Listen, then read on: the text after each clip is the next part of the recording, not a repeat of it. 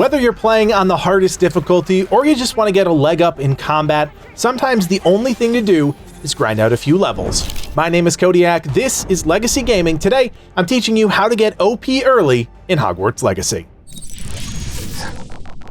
It's worth starting this video by saying the only way to get better at something is practice, and no amount of gear or talents is ever going to replace hard work. Hogwarts Legacy's combat is challenging, especially on the hardest difficulty, but that doesn't mean a few tips and tricks won't go a long way to making that bitter pill a bit easier to swallow.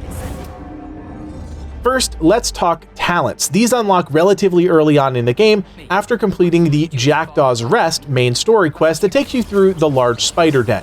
At the time of making this video, talent points are limited and you're capped by the max level within the game.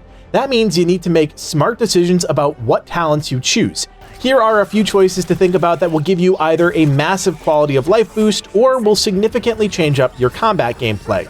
First up is Spell Knowledge ranks 1, 2, and 3, which grant you additional spell pages. This is really essential as you begin to unlock more spells, experiment with combinations, and want to start stringing together long sequences of attacks. It's really an essential building block for fully fleshing out your combat arsenal. Another no-brainer in the core tree is Basic Cast Mastery, which reduces the cooldown of your spells for every basic cast you land. This means more harder-hitting spells off cooldown much sooner. Accio Mastery is another solid option. This will pull multiple enemies to the player based on how close those enemies are to the spell's intended target. This is great for setting up big AoE attacks. Disarming Curse in the Dark Arts tree is another great early pick, which gives your Expelliarmus the added curse effect, which increases the damage that target takes while cursed. In conjunction with Disarming Curse is Ancient Magic Throw expertise in the core tree. This allows you to use those same weapons you just stole from your enemies and cast them back as projectiles right into their face. This is a great synergy pick. Finally, in the core tree, Protego Absorption enhances your shielding charm, filling up your ancient magic meter for every block and even more for perfect blocks. To be honest, we're shocked there's a system within such an accessible game that's this rigid. We'd expect to see a respec system or even a full power fantasy experience where you can unlock everything, but I'm actually okay with this. Making choices in an RPG should feel like a big deal, and the only way to do that is by restricting some of that freedom. Does it mean you can become a wildly overpowered witch or wizard? Not really, but you can make some smart choices early to get yourself closer to Dumbledore status. One way to ensure you're making an impact during a fight is by having the right traits assigned to your gear. Traits are pretty much passive stat boosts, and you've most likely seen them on a wide variety of gear that you've picked up. That's all well and good, but the key to becoming OP early is having the right traits that enhance the abilities that you use in combat. Unfortunately, there's no great method for hunting down exactly what you need. Well, not really. First off, let's take a look through your challenges. Some of the categories, mainly combat, have a number of scenarios that reward traits. Obviously, focus on traits that enhance abilities or give you bonuses that will directly impact your playstyle. This is all going to depend on your individual preference, so I can't give you any sweeping recommendations here. You know what spells work best for you, and you're going to need to hunt down traits that enhance those specific spells.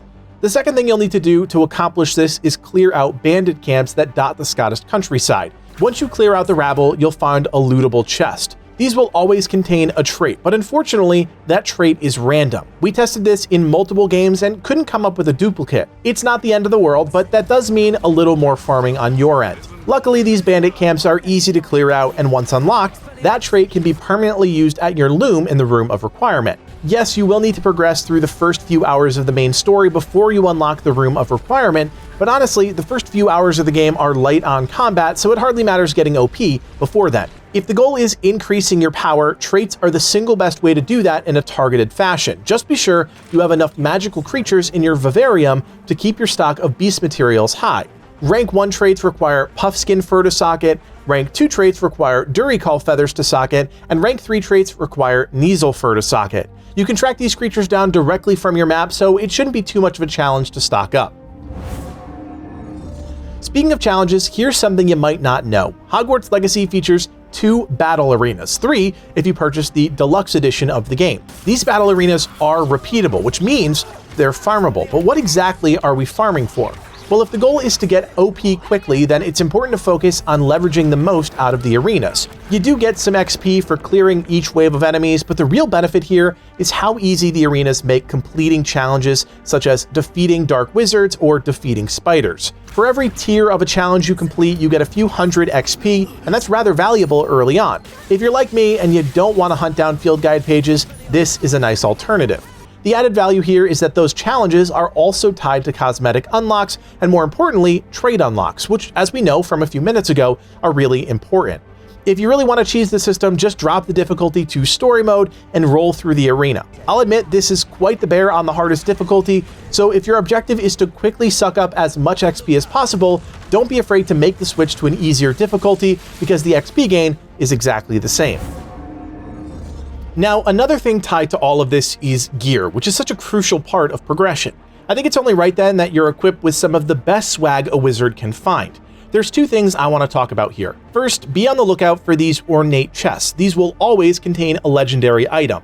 Now, it's important to understand that no matter the chest, ornate or not, loot will always drop around your current level at the time of finding that piece of gear. That means you can, in theory, not loot these ornate chests until later on in the game, but that's not really the point of this video, now is it?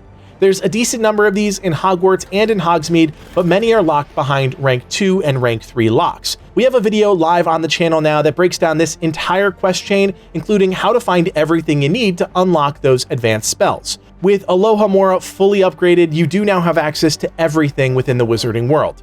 Make sure to use Revelio to locate some of these ornate chests for quick legendaries. Now, chests are all well and good, but they're a one-and-done deal. We need a better way to make sure we can get gear. That's where Gladrag Wizards Wear come into the picture. This shop is chock full of powerful gear, and since the goal here is to get OP quickly, yeah, nothing wrong with purchasing what you need.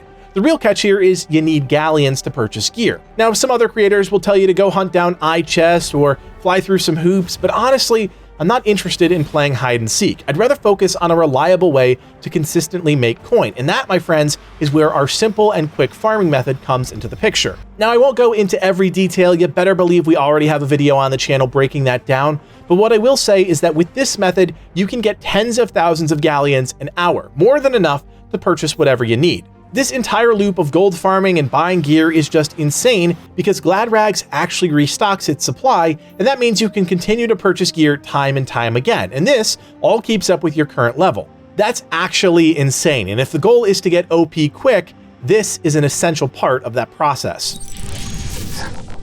We hope this quick guide to getting OP helped you get a leg up in your Hogwarts Legacy adventures. If you appreciate guides that get straight to the point and you want more content like this in your feeds, do me a solid, hit that thumbs up, and consider subscribing. Legacy Gaming has a ton more planned for Hogwarts Legacy, so stick around so you never miss a new video. I also want to invite you to join the Legacy Gaming community on Discord. We recently reworked our entire server, so if you're looking for a place to hang out, win free prizes, talk about great games like Hogwarts Legacy, and group up with friends, check out the link in the description below.